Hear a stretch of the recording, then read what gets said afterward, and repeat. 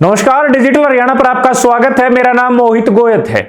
हरियाणा में इन दिनों अगर किसी नाम की सबसे ज्यादा चर्चा है तो वो है संत रामपाल महाराज की। सम्मान, विरोध और सोशल मीडिया पर तेज होती बहस। लेकिन सवाल ये नहीं है चर्चा क्यों है, सवाल ये है कि आपत्ति आखिर है किस बात की। पिछले कुछ दिनों में हरियाणा में अलग अलग इलाकों में कहीं किसान जीवन रक्षक सम्मान तो कहीं जीवन रक्षक सम्मान तो कहीं किसान हितैषी सम्मान संत रामपाल महाराज को दिया जा रहा है किसानों के द्वारा। पिछले दिनों की 18 तारीख को लाडोत गांव जिला रोहतक में भी संत रामपाल महाराज को सम्मान समारोह देने का दिन तय था, लेकिन संत रामपाल महाराज के वार्षिक भंडारे के कारण कार्यक्रम को स्थगित कर दिया गया, कार्यक्रम को रोकना पड़ा। इधर सोशल मीडिया पर विरोध भी तेज है। कुछ वीडियोज वायरल हैं जहां खुलेआम कहा जा रहा है कि हम संत रामपाल महाराज का विरोध करते हैं, लेकिन यहीं से कहानी में आता है एक असली मोड़, और वो मोड़ है जब किसान संत रामपाल महाराज को सम्मानित कर रहे हैं तो उनके हाथों में रामपाल महाराज की तस्वीर ही नहीं होती, बल्कि उनके पीछे लगे बैनर की तस्वीर में सर छोटू राम की तस्वीर भी होती है।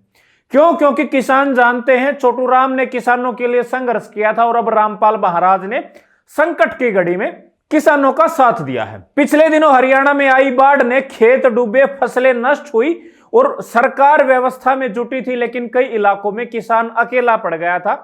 तब एक नाम सामने आया और वो नाम था संत रामपाल महाराज का। जहां सरकार की मशीनरी देर से पहुंची, वहां संत रामपाल महाराज के अनुयायियों ने तुरंत प्रभाव से रातों रात जो है किसानों को राहत सामग्री उपलब्ध करवाई। पानी निकालने के लिए पंप सेट से लेकर मोटर तक जो है वो किसानों को दी गई और ये कहा गया अंतिम पानी की बूंद निकालने तक पाइप आपके पास रहेंगे और उसके बाद ये आप लोगों को भेंट है ताकि दोबारा आपके खेतों में पानी ना भरे। यानी कि जब संकट की घड़ी में किसान जो है परमात्मा को याद कर रहा था, उस दौरान संत रामपाल महाराज ने यह शब्द किसानों को कहे। जो किसानों ने मांगा वो दिया, बिना जाति देखे, बिना पार्टी देखे, बिना वोट देखे। तो अब सवाल उठता है, क्या किसी संत द्वारा किसानों की मदद करना अपराध है? क्या सरकार की जिम्मेदारी निभाने में कोई मदद करे तो वो गलत कैसे हो सकता है? या फिर दिक्कत यह है कि बिना मदद राजनीति के हो रही है? अब सोशल मीडिया पर संत रामपाल महाराज और आर्य समाज आमने सामने दिखाई देते हैं। आर्य समाज कहता है वो वेदों को मानता है, संत रामपाल महाराज भी वेदों को मानते हैं। आर्य समाज मूर्ति पूजा का विरोध करता है, संत रामपाल महाराज भी मूर्ति पूजा के विरोधी हैं। तो फिर आपत्ति कहां से आई? क्या आपत्ति इस बात की है कि एक संत किसानों के बीच लोकप्रिय हो रहा है? क्या परेशानी इस बात से है कि एक आध्यात्मिक व्यक्ति ग्राउंड पर काम कर रहा है, भाषण नहीं? या फिर डर यह है कि जनता सवाल पूछने लगी है? आर्य समाज ने बाढ़ में कितने किसानों की मदद की, यह सवाल सोशल मीडिया पर पूछा जा रहा है। कितने ट्रैक्टर, राशन या दवाइयां किसानों को दी गई, यह सवाल भी पूछा जा रहा है। अगर किसी संत ने राहत दी तो उसमें समस्या क्यों?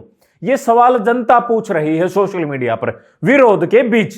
आज बहस संत और संस्था की नहीं है, आज बहस नीयत और नजरिए की है। अगर कोई किसानों की मदद करता है तो उसका विरोध नहीं, उससे सवाल पूछने वालों से सवाल होने चाहिए। हरियाणा की धरती गवा रही है, जब संकट आता है तो किसान उसी को अपना मानते हैं जो उस वक्त उनके साथ खड़ा होता है। फैसला आपका है, विरोध किसका जायज है और सम्मान किसका जायज है। मैं हूं मोहित गोयत और आप देख रहे हैं डिजिटल हरियाणा। इस रिपोर्ट के बारे में आप लोग क्या सोचते हैं वो हमें कमेंट बॉक्स में जरूर लिखें। शुक्रिया।